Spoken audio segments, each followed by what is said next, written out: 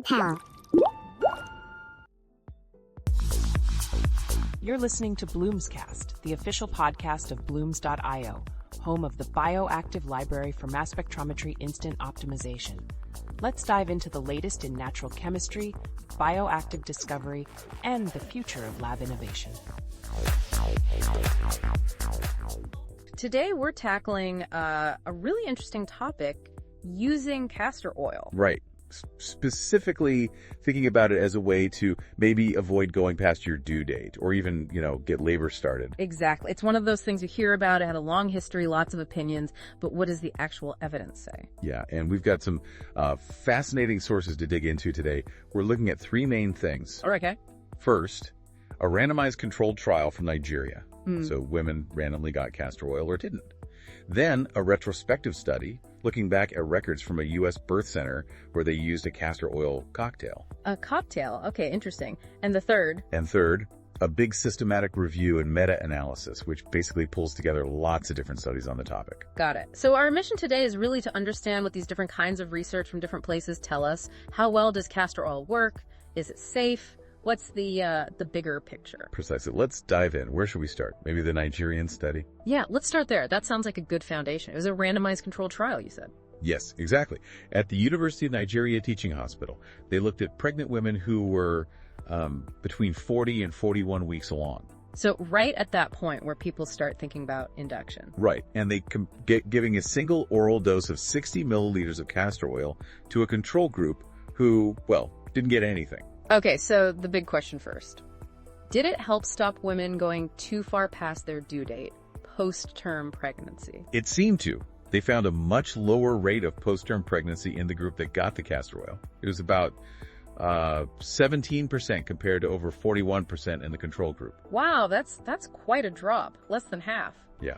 They even calculated the relative risk and the number needed to treat. The NNT was 4. Meaning you'd only need to treat 4 women with castor oil to prevent 1 case of post-term pregnancy based on this study. That's the idea, yes. Pretty significant. Okay, so that's preventing post-term. What about actually, starting labor? Did it reduce the need for formal induction later on? It did, significantly. Again, that same kind of difference. Only about 17% of the castor oil group ended up needing misoprostol or oxytocin for induction. Compared to the 41% in the control group again? Exactly. Same number, same NNT of 4. So again, treating 4 women meant 1 avoided a formal medical induction. That suggests it might really help the body kind of kickstart things naturally for some people. Seems that way. And even if labor did start on its own, they looked at whether it needed a boost. Like augmentation with oxytocin. Right. And the castor oil group was less likely to need that too. About 47% needed augmentation versus 71% in the control group. Interesting. So maybe a smoother, more spontaneous labor process for some who took it? Possibly, yeah. Okay, but what about the outcomes? How the baby was born, how the baby did? Any differences there? Well, this is reassuring. The study found similar rates for the route of delivery. So vaginal versus cesarean between the two groups. Okay. And also the number of babies needing admission to the special care unit was comparable. So in this trial, the castor oil didn't seem to negatively impact those really key outcomes. Doesn't seem like it, based on their findings. And safety for the mother. That's always a huge concern with castor oil historically, right? The side effects. Definitely. But in this study, they reported no significant difference in maternal complications.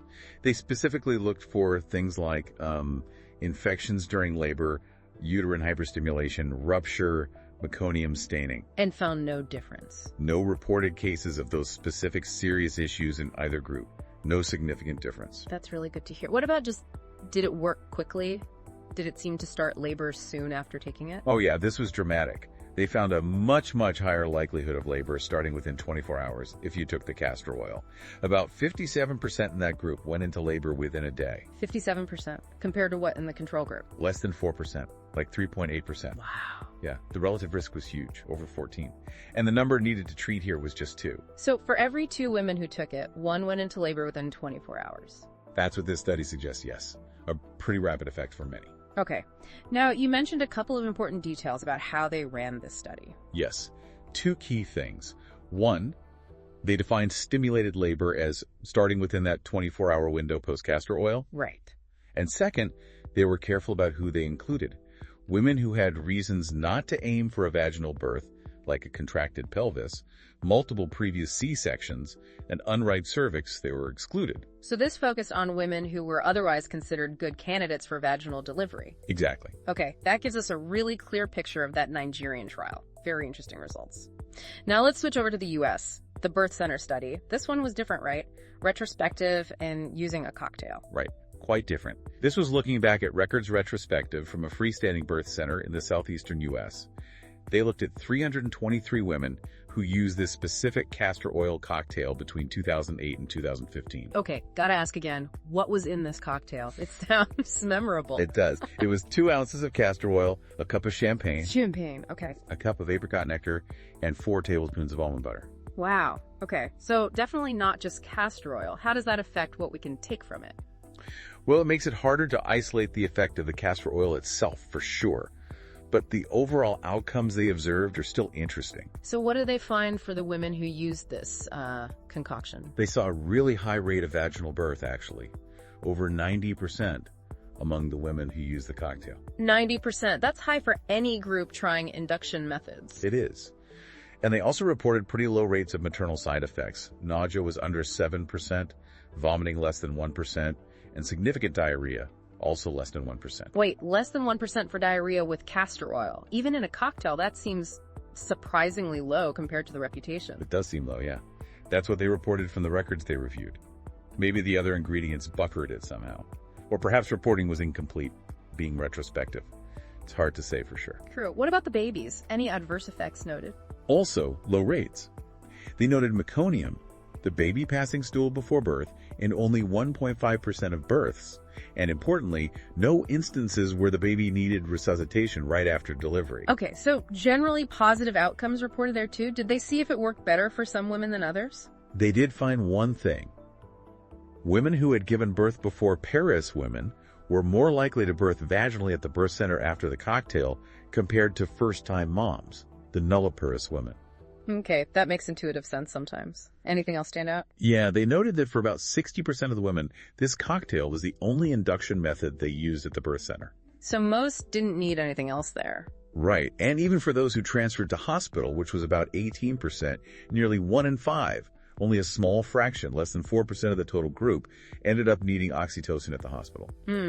So transfer didn't always mean a cascade of interventions. Seemed that way in this group. But, as the researchers themselves pointed out, it is retrospective and it is a cocktail, so you can't definitively say castor oil did this. Right, gotta keep those limitations in mind.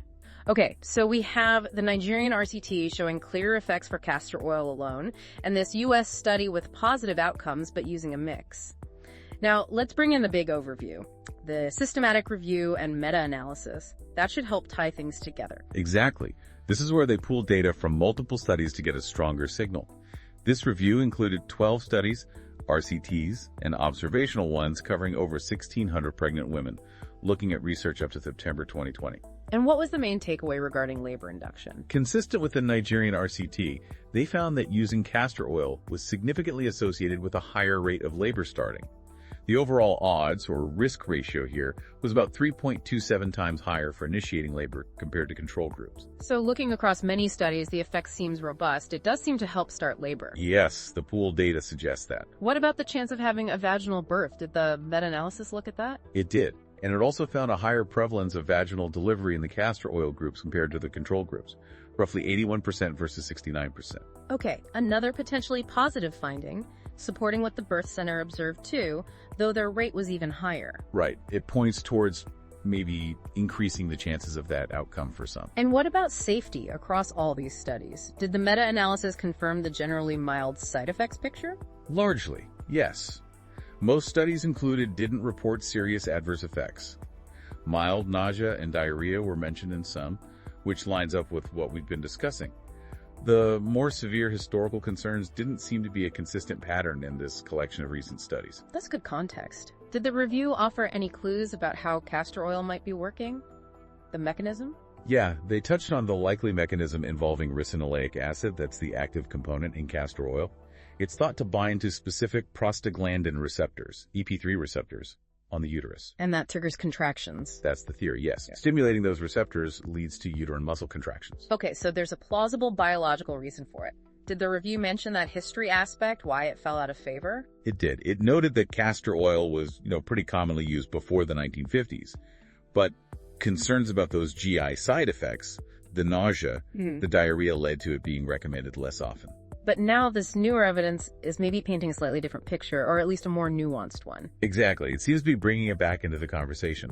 Though the authors of the review did rightly point out that we still need more high-quality research, especially looking at rare outcomes like maternal and neonatal mortality, just to be absolutely comprehensive on safety. Always good to have more data. Okay, so let's try to synthesize this. We've got the Nigerian trial, the U.S. Birth Center retrospective with the cocktail, and this broad meta-analysis. Are they mostly telling a similar story? I think so, largely. There's clear consistency between the Nigerian RCT and the meta-analysis showing castor oil increases the likelihood of labor induction and potentially reduces post-term pregnancy. Right. And the U.S. study, despite the cocktail complicating things, still reported positive outcomes like high vaginal birth rates and low reported side effects in their specific setting. And those side effect concerns, what's the takeaway from this evidence?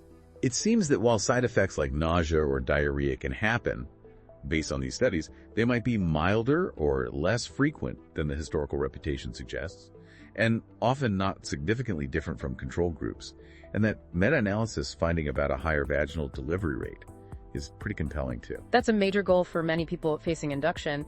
And the fact that the Nigerian study was in a low-resource setting, what's the significance there? I think it highlights that castor oil could be a really valuable, accessible, lower-cost option, especially in places where formal medical induction might be harder to access or just not preferred by the individual. It offers another potential tool. Okay, so we've really dug into these sources. If someone listening has been following along, what are the main sort of bullet points to take away from this deep dive? Well, I'd say in summary, the evidence we looked at today suggests castor oil does show real promise for helping prevent post-term pregnancy and for inducing labor. It also seems linked to a higher chance of vaginal delivery. And importantly, the side effects reported in these particular studies tend to be on the milder side for most. But, and this is a big but, it's crucial for you, the listener, to remember these are studies. Specific groups, specific places, specific methods. Absolutely essential. What worked or didn't work in these research settings might not be the same for your individual situation, your health history, your specific pregnancy. Right. So any decisions about, trying castor oil or any method for induction or preventing post-term pregnancy really need to be a conversation. Always. Talk to your doctor, your midwife, your healthcare provider. They know you. They know your context, and they can give you the safest, most personalized advice. That's non-negotiable. Definitely. So maybe a final thought to leave you with as you process all this. Given this long history, the, traditional use versus the historical medical caution, and now this emerging evidence, what does it make you think about? Yeah, like how do we balance these older remedies with modern obstetrics? And perhaps more practically, what questions does this raise for you to discuss with your own care team as you navigate your pregnancy journey? Thanks for tuning in to Bloom's Cast, brought to you by blooms.io. Stay curious, stay connected, and we'll see you next time on the frontier of natural product innovation.